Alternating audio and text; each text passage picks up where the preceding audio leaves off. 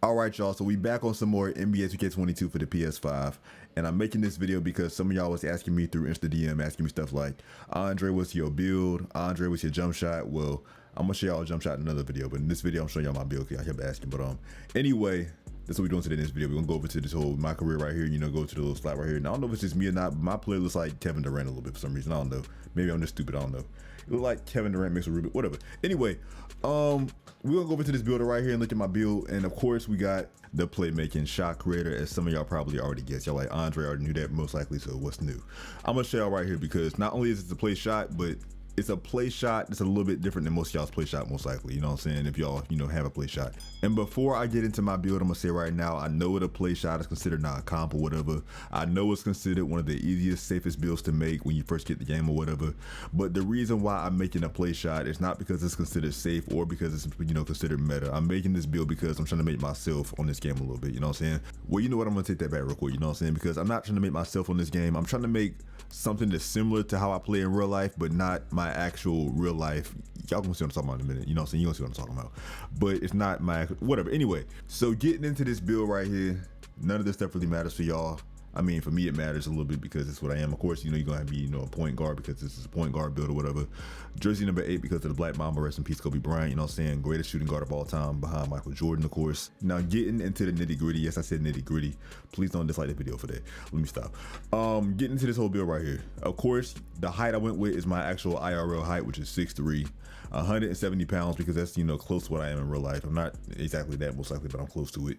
Also, wingspan is 6'4", and that's because of the fact of what the shooting that you get or the shooting purse you get. Because at 6'5", as you can see, your shooting purse go down a little bit, like just about like 1 or 2, but it's not that much. So I prefer to go 6'4" in the wingspan. I don't care that much about stealing like that because all you need in this game is like an 80 open steal to a 90 open steal to really, get a lot of steals, because stealing is still overpowered in this game. Even after the little patch nerf or whatever, it's still kind of overpowered. And I still get a potential of a 95 steal even with a 6'4" wingspan. So again, wingspan for me doesn't really matter like that. I just want that, higher shooting rating. So that's why I got it at 6'4". My body type is built because that's what I am in real life. That don't really matter for y'all, you know what I'm saying? That's just for me.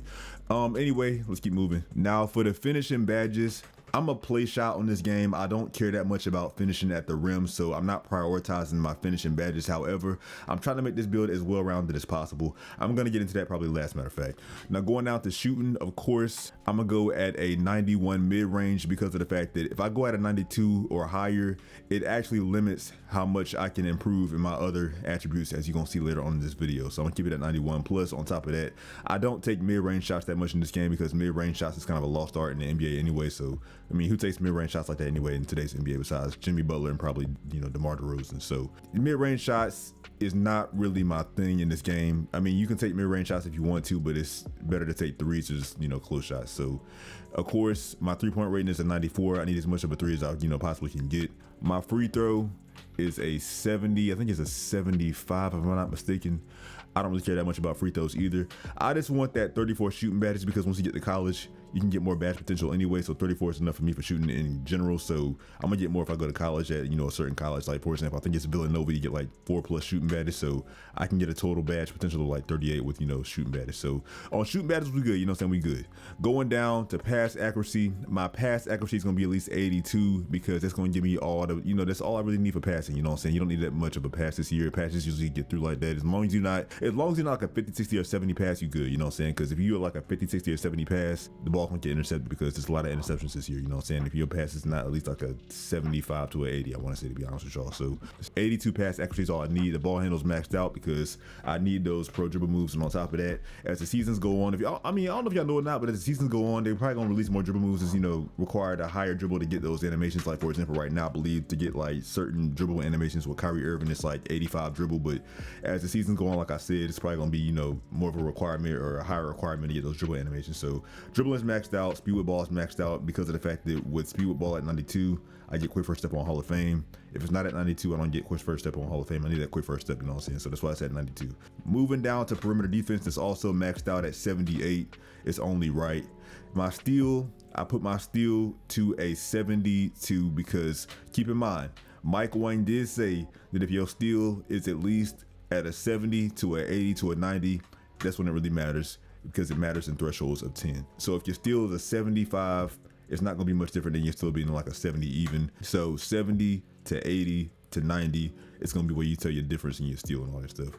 And in actuality, I actually have my steal to a 71 because that way I get 12 defensive badges. I'm going to play shot. I don't really care that much about defensive badges like that. I mean, I care about them in a certain extent, but at the same time, I don't, because 12 is all I'm going to really need. Because me personally, I feel like defense in this game is a whole lot better than it was in 21 next gen. I feel like everybody thinks that, to be honest with y'all. So being the defense is a lot easier to play this year.